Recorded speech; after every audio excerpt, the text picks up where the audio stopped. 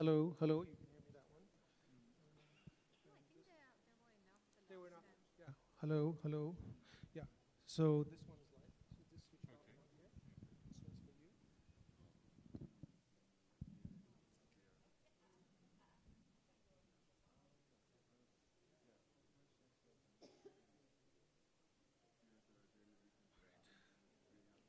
Hello.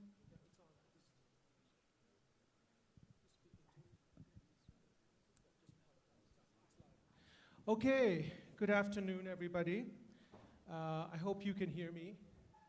Well, okay, terrific. I think we have some other people trickling in here. I've been promised we'll have an hour, despite the fact that we're starting a bit late.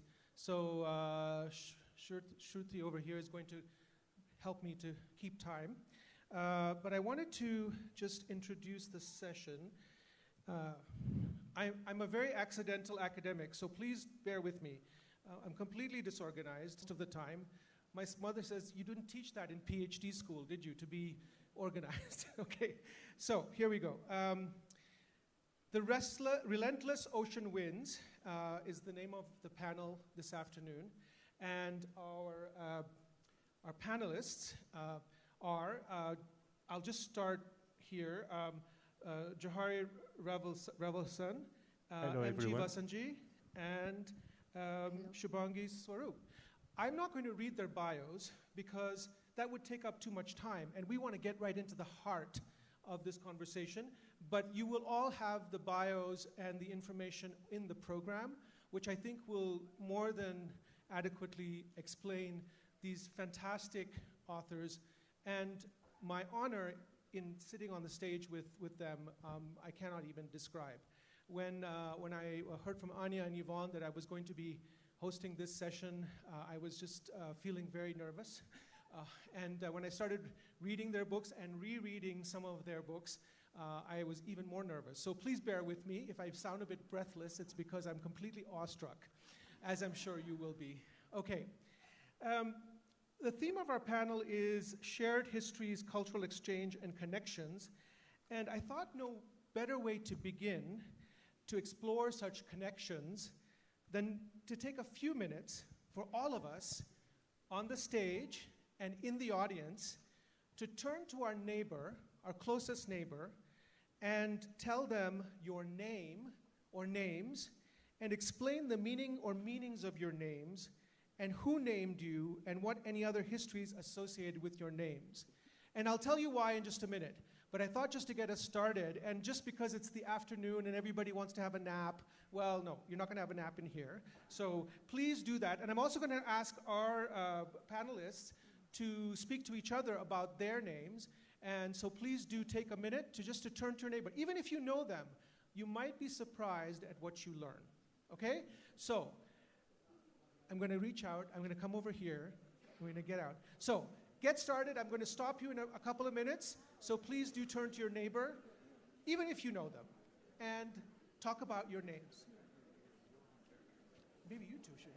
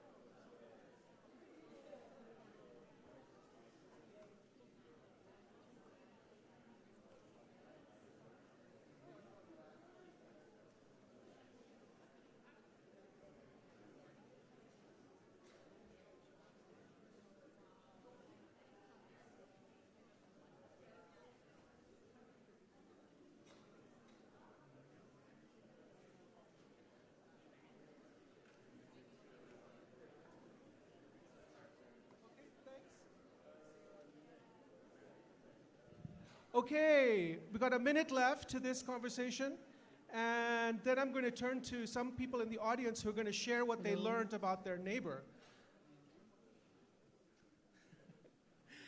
Okay, are we ready? Are we ready? Who's got the audience microphone? Oh, you do. Terrific. Thank you so much. And what is your name? My name is Chris. Chris. Chris, but that's not your whole name, is it? My home name is Odhiambo. Okay, explain to us what your first and last name mean and where you got them from, Chris. All right, just right to the complex question. My first name, Chris, I think, because my family is sort of a little bit religious, we subscribe to the Christian religion, and so I think that's why I was called Chris, from the overall term Christian. And then Odhiambo in Luo, because I come from the Luo tribe, means the evening, and so I was born in the evening, hence that name. How beautiful, how beautiful. Thank you, thank you. Okay, anybody else in the audience would like to have a go and share what they learned from their partner? Yes, or someone, their own name. Yeah, I'd love to hear some more names. Hi, my name is Lachi. Lachi, nice to meet you. Nice to meet you too. My friend, new friend, Leah, means elevated, and Kasam is her family name. And then she talked about her pen name, which tends to be mispronounced, but the true pronunciation is, let's see. Yeah, my memory has failed me. Chayu, which means shade. Lovely, lovely. Alia, tell us about your friend. Yeah, I'd love to hear it. So, there's only one Lachi in the world. Okay. And it's her name, and she gave it to herself. And it's made up of Laura, Chebet, Rono. And Chebet means born in the afternoon.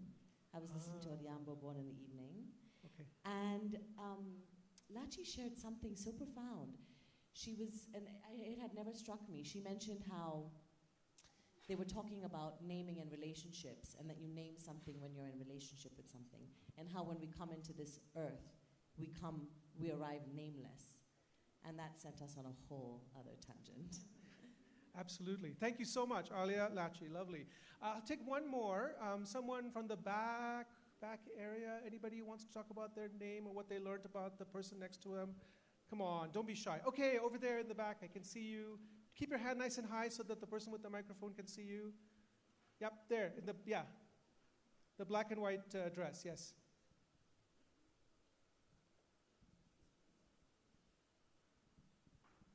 Hi, my name is Mo Adhiambo.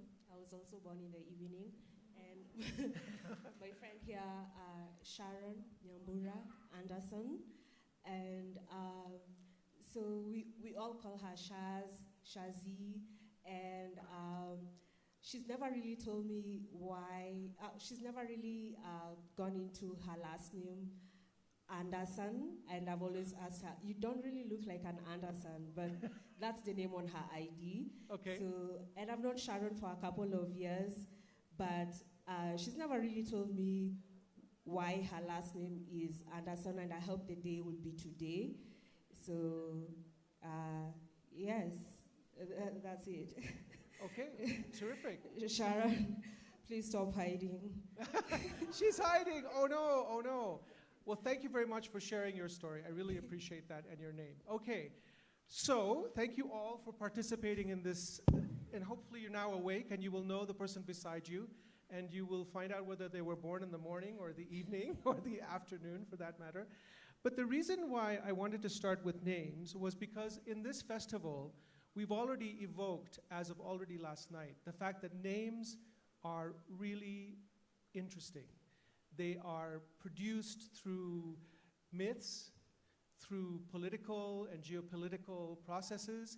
Sometimes they appear arbitrary, sometimes they seem purposeful, sometimes they stick, and sometimes they just get erased. And that is very true of what people have already referred to as the Swahili Seas, the Indian Ocean, the Arabian Gulf, whatever you may call it. We certainly are interested in the process of naming. And our authors on the stage have all dealt with, in some way, shape, or form, the issue of naming, and that is certainly a center point of how we connect and how we share or we do not share histories. And I wanted to start with a passage from probably one of the most influential books in my life, and I was speaking to some others, but MG Vassanji's The Gunny Sack, written in 1989. And it really does, it was a pioneering work which really put forward for the first time in fictionalized form, the experience is of communities who moved from Western India or the Western Indian subcontinent to Eastern Africa. So let me just start with a bit of reading with your permission. Okay. Danji Govinji, how much lies buried in a name? Dan, wealth, Govind, the cow-herd, butter thief, gopi seducer, dark Krishna. A name as Banya in its aspiration for wealth as Hindu, yet gloriously, unabashedly Muslim. For the esoteric sect of the Shamshis, there was no difference. But Govindji, the elders will now tell you, is not a family name. Where is the Atak, the last name, that can pin you down to your caste, your village, your trade, absent, dropped by those to whom neither caste nor ancestral village mattered any longer? Later, this irksome Govindji, too, was dropped by one branch of the family and replaced with Hasham. Whence Hasham, an Arab clan name? Thus the past gets buried.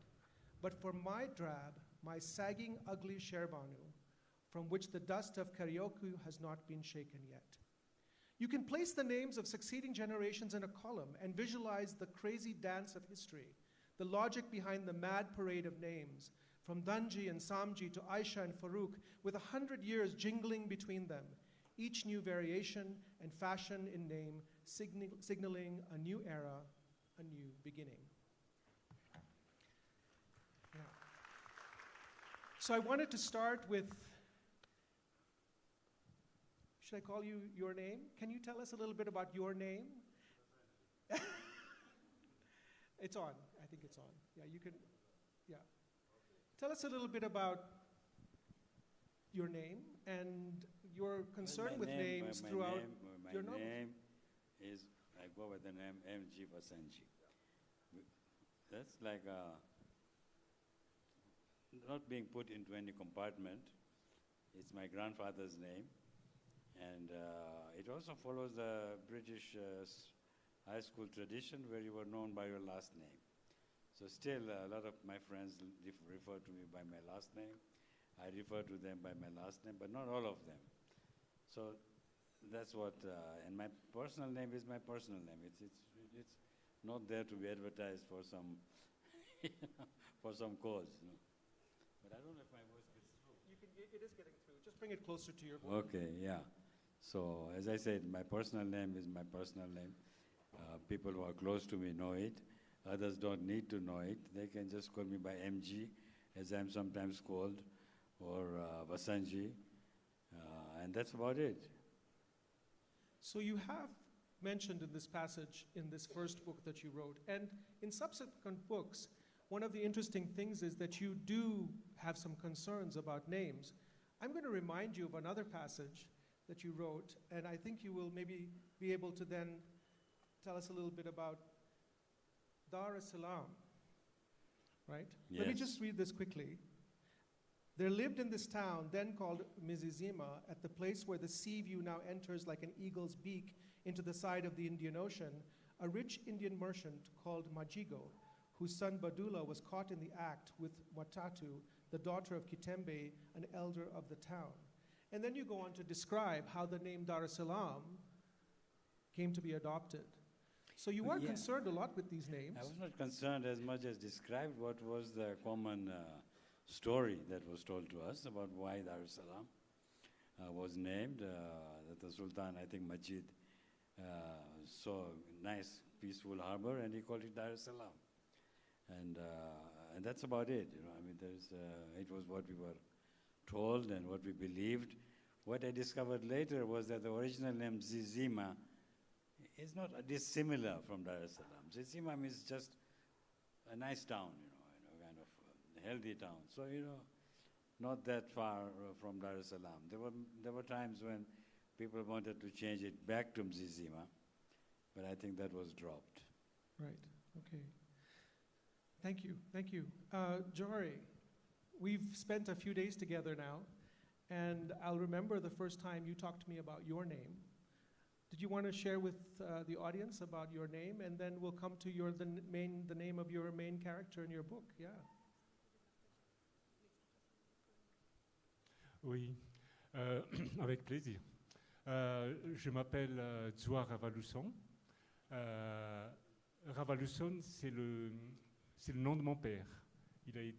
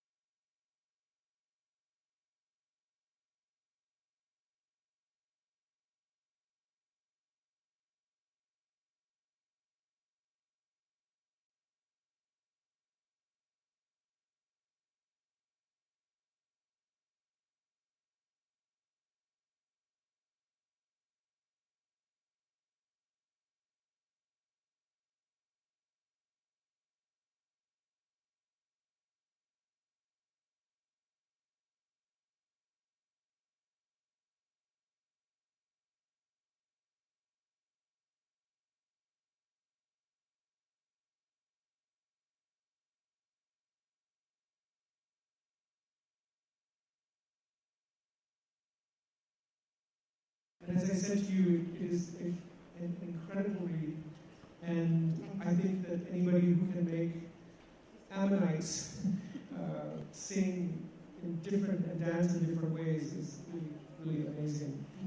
But tell us about names. We talked a little bit about this before, about how names of places and things matter to you in terms of how you talk about naming as a process, not just naming characters, but naming things, places, fault lines, valleys, rivers, etc.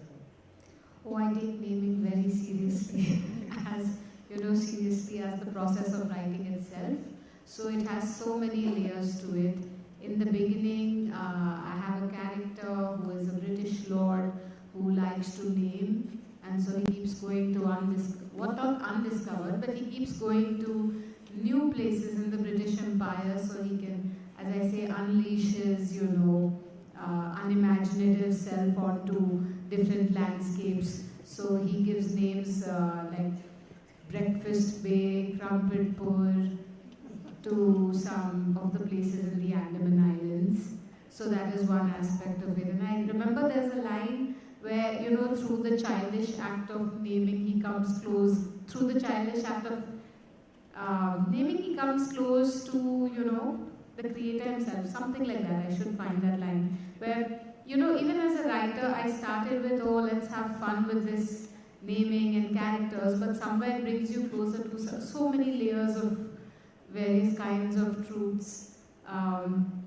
Later on, the act of naming goes on to geology, as we were discussing.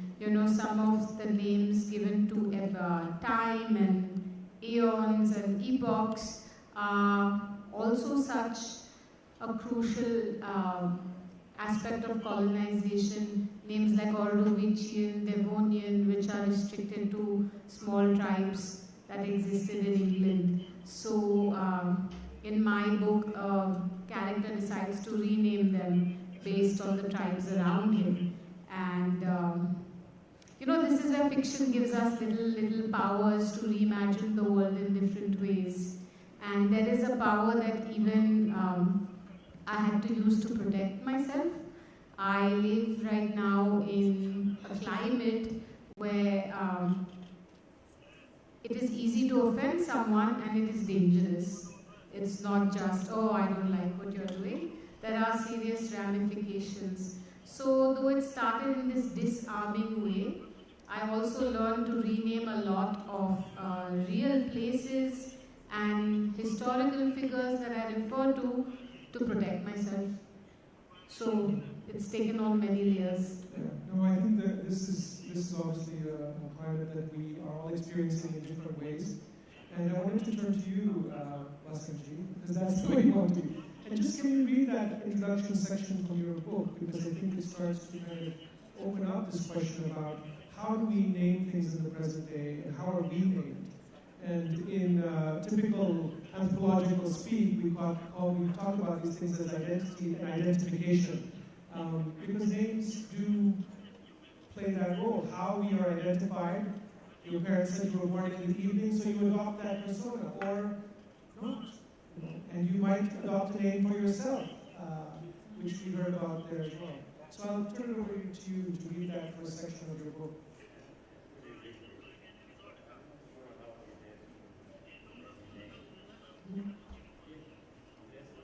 You may want to just bring it closer to you. Yeah? It has to do with departure and responsibility and guilt. But I don't see the connection with any name, to be honest. And this has to do with having left my hometown, Dar es Salaam, in Tanzania, with all the intention of going back to do something, and then not having been able to do it for various reasons, one of them being purely cowardice. It has haunted me for a very long time today. Having just returned from Dar es Salaam and saying that it is really home. At least one home. So I began my book about belonging and identity. Because identity is something that is on your passport. It is on the form you fill for the government, and you say, I'm male, I'm gay, I'm of this race, and so on. But belonging is what's in your heart. And no one can take that away from you. No government, no immigration officer, and no policeman. It's what you know, what you are. So this is how I began my introduction to this book on identity and belonging, which is called Nowhere Exactly, because people like me then find themselves neither here nor there, and they cannot be pinned down. Ever since, just out of my teens, I left my hometown Dar es Salaam, Tanzania, to study abroad. I have carried within me a profound sense of loss and uncertainty, regarding who I was, where I had come from, and what I had become. I recall telling myself during my first weeks on this continent, it was America, don't forget. As the months and years went by, I could not escape the feeling that I belonged to more places than one, with a resultant uneasy sense of guilt and betrayal. Memory, personal and familiar, historical and ancestral, of the old and the recent, was stretching me out across continents and the cultures. In Toronto now, I feel completely at home. And yet, whenever I set foot on the ground in Dar es Salaam, there's a spring in my step. I lift in my spirit, my language, my tone, my relationships with people are different. There is a sense of ease. Have I been disloyal to Tanzania, choosing to stay away when I had left it with a vow to return and contribute to this developing nation that nurtured me? There was a time not long ago when the answers to both these questions would have been strongly in the affirmative. For long I was nagged by this doubt about my honesty, professing one thing while harboring qualifiers. But the passing decades have presented me with two ameliorative viewpoints, healing thoughts. I will go into the healing thoughts now.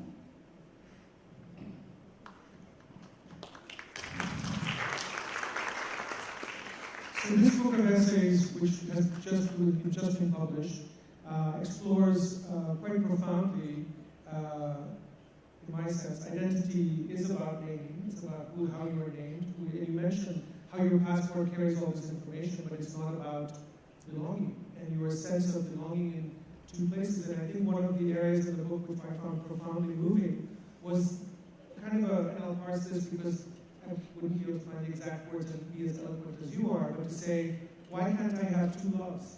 Two equally, what prevents us from being people who have multiple identities, places of belonging?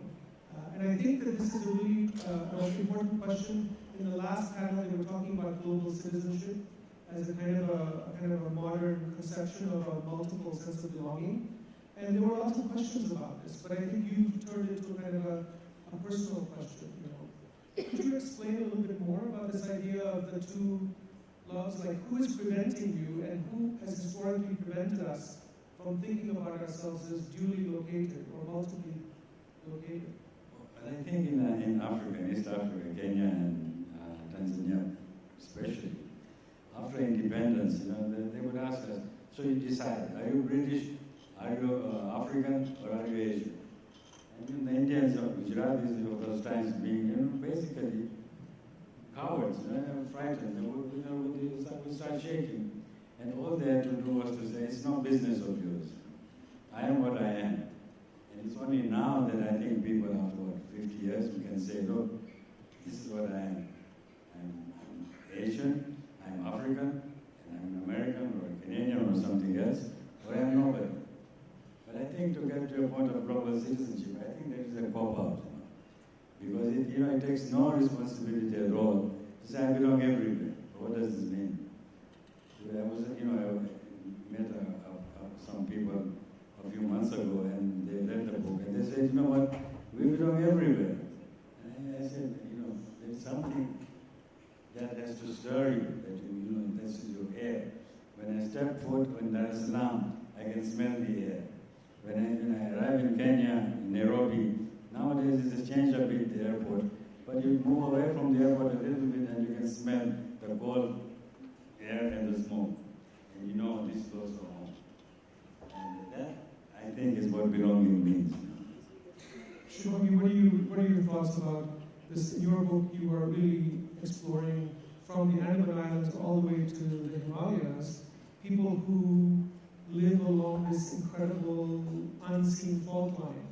And what's your experience of belonging, and how do you think about it in terms of your own place in this series of cracks and fissures and overlaid with histories of geopolitics and so on? Do you see yourself as a global citizen, or do you see yourself really firmly rooted, or are these questions that you are still trying to consider? And is your fiction allowing you to think through those? To be honest, I got so lost listening to Vassanji that I forgot I was, a panelist too. Yes, because, the idea of home took me to humidity immediately. For me, Bombay has a very high humidity, and Goa, and it just struck me that that is an emotion, it's a sensation, and we don't come to it intellectually probably. And a lot of these exercises, especially that young writers or writers at the starting of their career, we try to, build lofty processes to find these answers. In my case, I'm very critical of being restricted by my political borders. And especially since they are so whimsical and they are so young, they are kind of unreliable, to work with. So I set my stories on a tectonic fault line. And through this exercise, once again, fiction, I approach fiction in this playful manner, and somewhere I reach these big realizations without knowing I was seeking them. And while researching geology and the Himalayas and the Indian Ocean, the Andaman Sea, I realized that I'm seeking my place in a much larger history, the deeper history of the planet and nature, and my place in this beautiful universe, where do I fit in regards to the stars, the sun, everything. And I find that the current political way of looking at it doesn't satisfy that question. Increasingly, I say I'm a writer of the subcontinent and not an Indian writer, because that feels a little more honest. The Himalayas have shaped our lives in a way that borders can't even, aspire towards. And so have our coasts. So the subcontinent feels a little more honest. Yeah, and I think you mentioned it the last time when we were also talking, and I wanted to turn to Johary also, is that this fault line has separated, in a deep time way, Madagascar from the coast of Goa and Bombay, where you live, and this tear, this fissure, has been much more profound in terms of your experience. And I wanted you to just expand on that a little bit, because I wanted Johary to say, because part of the task of this panel is to think about shared histories. But where does history start and where does it end? And who does it include? As human beings, we look at the subaltern as also within our species. But something, I always bring it in is, who does it belong to? What is natural history? Like we've, really hyphenated the different kinds of histories exist. There's natural history, there's deep time, there's human history, political history, social. Is there a larger way of accommodating all these strains? Is there a way that connects me to the larger forces, maybe the forces of nature also at play? So if I look at life that way, then I have always lived in the Western Ghats, which, as I told you, is a rip in the land, and it ripped off from Madagascar, whatever, 15, 20 million years ago. And, there's an interesting thing. We discovered this purple blind frog 15 years ago, and the scientists said that, we've discovered a new species and its closest relative is in Madagascar. And that's because, this sweet little frog has probably carried on since then, through the whole, it's been around even before the Himalayas, basically, and the Indian Ocean. And, but do we consider them citizens too? Who do they belong to? They sort of link me to this larger process of belonging, and make me question it. Yeah. Johary, maybe you could read that section from the book, which is marked myth, because it's about the myth of Madagascar, and I think it's beautifully to it, and we can just then talk a little bit about this other side of the Indian Ocean and, Swahili seas, Madagascan waterways, Arabian Sea. And Arabian Sea, yeah.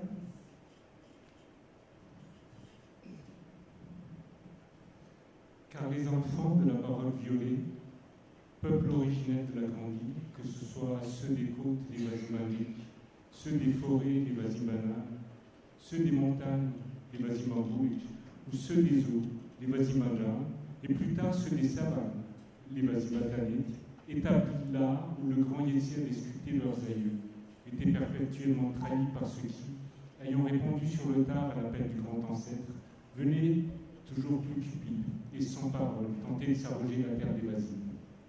Ne parvenant pas à en exterminer les aborigènes, qui poussaient comme de la mauvaise herbe, ou plutôt comme du bois béni, les autres s'efforçaient de chercher alliance parmi les enfants d'Yéti.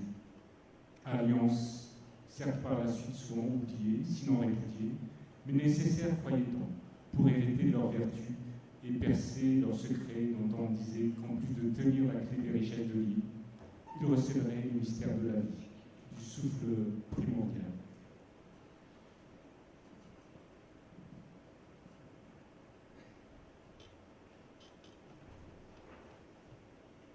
For the children of the broken vow, the original people of the great island, whether they be those of the coasts, Vazimbanjak of the forests, Vazimbana of the mountains, Vazimbanbohich, or of the waters, Vazimbandran, and later of the savannas, Vazimbantanib, established where the great Yebsin had sculpted their ancestors, were all forever betrayed by those who came after belatedly answering the great ancestors' call, more greedy and having made no vows, to seize the land of the Vazimbas.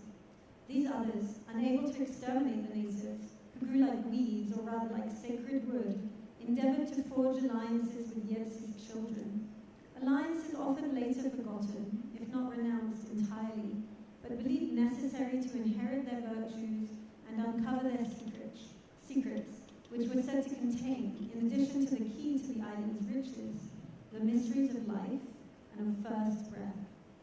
And the Vazimbas, in accordance with Yebsi's wishes, assimilated and absorbed each new wave of arrivals, trying to release them from their fantastical quests by opening their bastard hearts to them.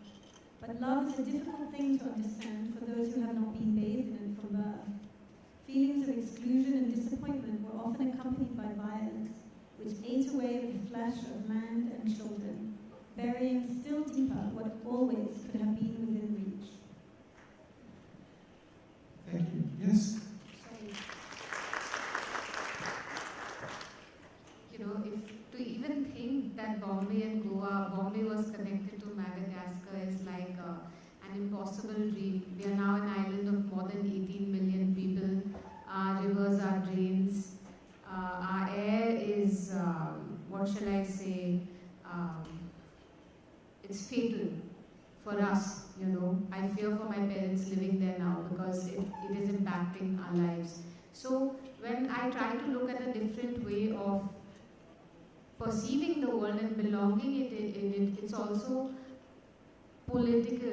I'm reacting to, I just thought that someone may think I'm like, with nature we have this idea of hippies and let's go hug trees. But some of us have reached there because of experiencing the downfall and the injustice of so many things. So there is of course pollution and what we are going through, and the idea of what could we be, who were we before we reached this place. And the other also is, I feel that I'm living in a climate where the right wing always has this particular love for regulating women, and the whole nation's pride and insecurities come upon their women. So in a way to reclaim or look at different ways of approaching our identity is a mini act of rebellion in its own way. I'm thinking about, your book, Vassanji, your first book, and I know I keep on harping on it, but it is profoundly, for many of the people in this audience, it is sort of one of the seminal books, but it starts with a woman's secrets. you can create this liberation and almost a kind of a moment of someone who kept the secrets but also kept the generation.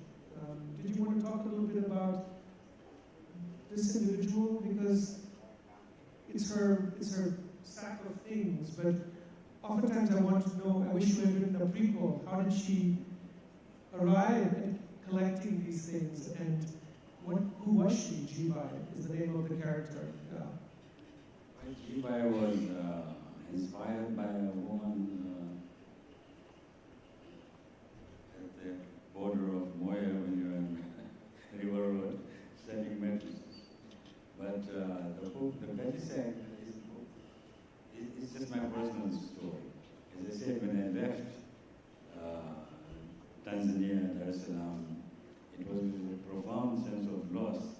And what was lost was memories, my mother's, my grandmother's, the nations, the mythology, the tribal memories. And I felt burdened by those memories. They just followed me. So I imagined that a young man, it was a romantic phase, carrying a sack of these memories. So that's how the image came about, a candy sack of memories. But then of course I transformed that into a candy sack or a gunia of real objects. And each object inspires a memory. And depending on how you pick different parts of the different objects from the sack, you get a different story, or a different. But Jibai was the one who told me where my great-grandfather had first arrived. And this was in the town of Kibwezi, a very short distance from Mombasa. And that's, I went to see it after she told me where it was and so on. But, I mean, that's the story of Jibai. But it was also, Jibai is also another woman I met in Toronto who was sort of related to me through marriage, my sister's in-law. And she was brought to Toronto by her son. I did for one, and she remembered always. She was so, Nyerere was my son. He came to my shop and all kinds of. And she was brought to Tanzania in a boat, from the ship to the boat, and then on the shore. And when she was about 12 or 13 years old. So she remembered the German period. So from her I got the stories of the Germans in Tanzania. So it's just a story of a community. Where women had a role or continue to have a prominent role?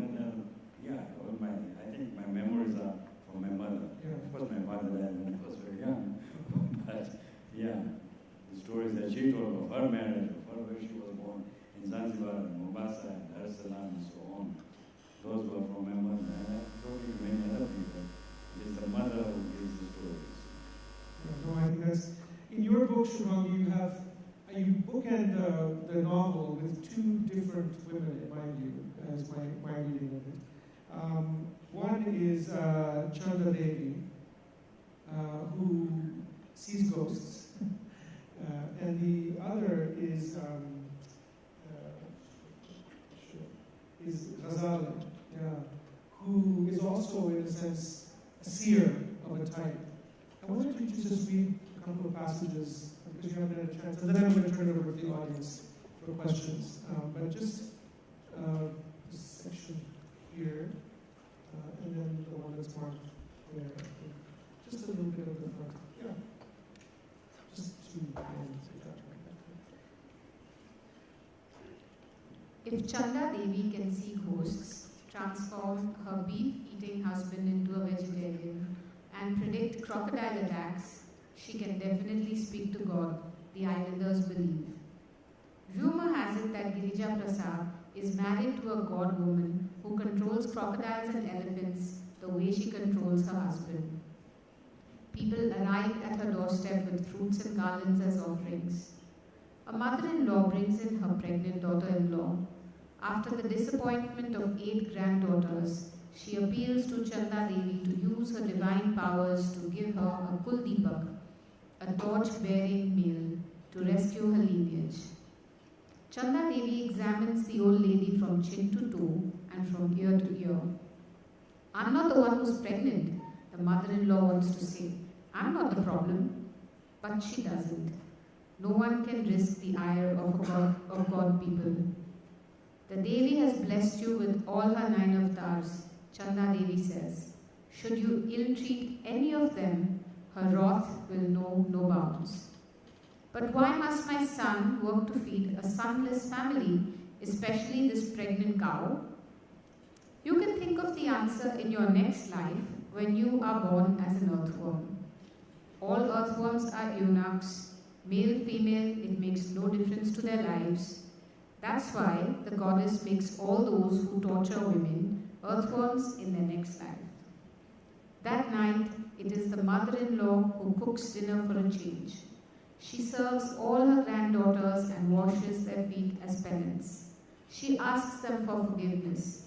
She had decided to do so when she stepped out of Chanda Devi's porch to find an earthworm on the slippers she left outside, shriveled black under the sun.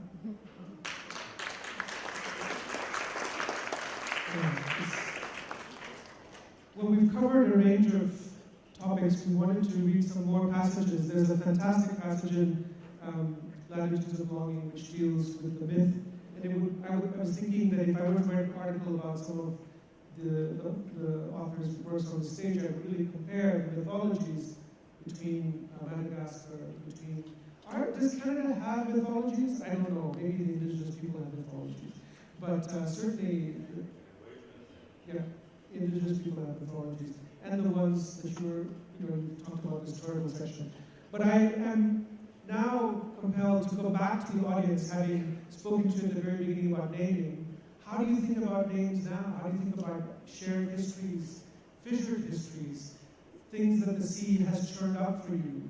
Questions about how we think about our contested and shared identities. So people in the audience, please, the floor is yours, and we'd love to hear from you. Questions for the authors about their books. There's a question right over here. Terrific. Thanks. Just put your hand nice and high or stand up so the person with the microphone, Chris, can see you, please. Thanks. Okay, terrific. Thank you. Thank you all. My name is Radha Upadhyaya. This is less a question, more a reflection on these issues of identity. I call myself an Asian African, and I'm most comfortable with that identity because it captures for me what I think I am, Asian and African. I have a 14-year-old son, and it's quite interesting that so I'm going to state the story of how both my mother-in-law and my son both refute this identity. And I don't necessarily agree that we can say that it's none of your business, because a lot of times people like naming themselves and picking a name to show, in a way, the belongings. I feel they're too interrelated. So when I first started this project on the Asian African heritage, and I went to my mother-in-law and I said, okay, this is my name. I think this is what we should call ourselves, Asian African. And she's like, that makes no sense. If tomorrow you were made to stand in a line, an Asian line and an African line, which line would you stand in? And at that time I was like, okay, this woman's just like, this idea of being made to stand in lines, I just thought it was like a bit nonsensical. And then I realized she's come from a colonial era where actually you were made to stand in lines based on your race. So for her, for me to kind of combine these things just made no sense. And then more recently, my son, who's 14 now, but when he was 5 or 6, he struggled with, being a minority in Kenya to the extent that, when I tell him, no, you're not Indian, you're Kenyan, why are you not? He's like, I'm never, well, you don't have an Indian passport. He actually made himself an Indian passport. And then more recently, a few years ago, the former President Uhuru Kenyatta made the Kenyan Indians a tribe of Kenya. And I found that whole situation very problematic, partly because I didn't know we were not a tribe. I always thought we were part of the census as a tribe. And partly I just didn't think the president had the right to tell us that we're a tribe. But in my son's case, it's probably age as well, but it transformed him. For him, it was like, okay, this is great. Now the government says that we're part of Kenya, so now I belong. Like, so I feel like these are just reflections to say that actually, like just saying, I completely agree, global, saying I'm a global citizen of the Copper, but also saying that no, people don't have a right to ask is also sometimes, I don't think, a way that people can manage, because people do want to know themselves. Thank you, Radha. Hello, I met you many years ago, now I'm meeting you again. Okay, terrific. Did you want to respond to that? Because I think Radha in part was responding to you to say that, how do we think about these things, given all the colonial, the nationalist, whatever forces, the powers that be actually are asking you to make a choice between these identities. Do you have any thoughts about that? You've been through it yourself, but maybe you have some being African, being Asian, you know, in these... The label here says Canada. What does it mean? It robs me of all my history, you know, because as I said, I was born in Nairobi, this side road, down the road. My father was born in Voi. My grandfather was born there. I went to school in Dar es Salaam. I grew up in Kayako. All that is lost by this label, and I think it perhaps comes from the politics of this country, that can an Asian not be an African? Because as soon as you go to another place, you are then there. But if you are black, there's something, you know, you will still maintain both identities. Do you? Yeah? Yeah, that's an interesting question. I've got only room now because we've had the opportunity to have, for one question, and I can see a person's hand over there.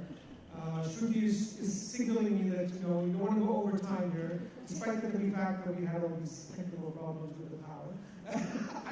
I'm pulling an opportunity. Okay, so there's a student at the front. Maybe we should, you know what, I'll take two questions very quickly. A question and then a question. Okay, thank you so much. I'll speak very quickly. My name is Mariah Shumir. I would like to know a little bit about the beautiful tension between similarity and difference. Because of course, identity can be a brutal thing when it points out difference. It can be brutal when it points out similarity. It's beautiful that the frog of Madagascar is still in India, but it's also beautiful that Madagascar is not India. So I wonder how you deal with this tension and what your mind goes to. Does it go to similarity across mythologies, or does it go to difference? Thank you. That's a great question. I'm going to come to this question and then we'll have one last. There was a young person here who wanted to ask a question, and I think I'm going to give the floor to them. So my question, is mainly on the book. So I wanted to ask, how do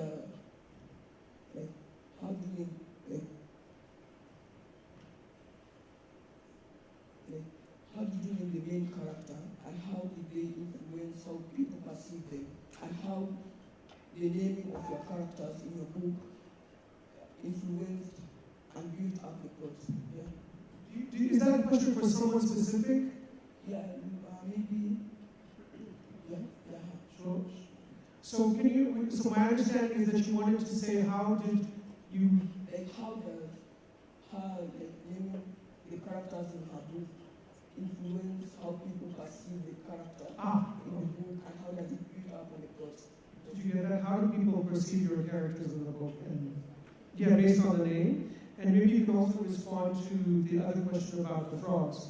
And then we will have to call it to a close. But you will have the final word. Okay. I'm so happy someone's interested in this blind purple frog, you know, besides me. To me, it's important to interrogate and ask what helps me connect. Sometimes a difference helps me connect. Sometimes a similarity helps me connect. And I have been raised in a culture where differences are taken to be sacrosanct. Very artificial, man-made differences are taken to be the word of God. So my attempt is to seek what is this universal similarity? It's particular, particular to my upbringing. So when I'm seeking this, other frog and what are the differences and similarities, I'm seeking a larger narrative that doesn't indict me in this fatalistic way, like, what the caste system is. So many identities we carry and we take it as, the word of law, the word of God. So I think when I seek these similar strains, I'm not trying to equalize, or what shall I say, whitewash the diversity or the differences, but I'm trying to create a point of connection in places that I saw there were none. I mean, I can't tell you how, what shall I say, refreshing it is for me to find connections in other places than what I'm told. So I'm trying to do that. And do politics impact how we perceive the characters? No, do names, of course. Yes, they are very subtle, tools we have of putting them in a particular light. Sometimes the reader goes with us, and sometimes the reader rebels and says, nah. So, but the reader has to have some opinion. A name sparks that. It sparks you to sort of interpret something.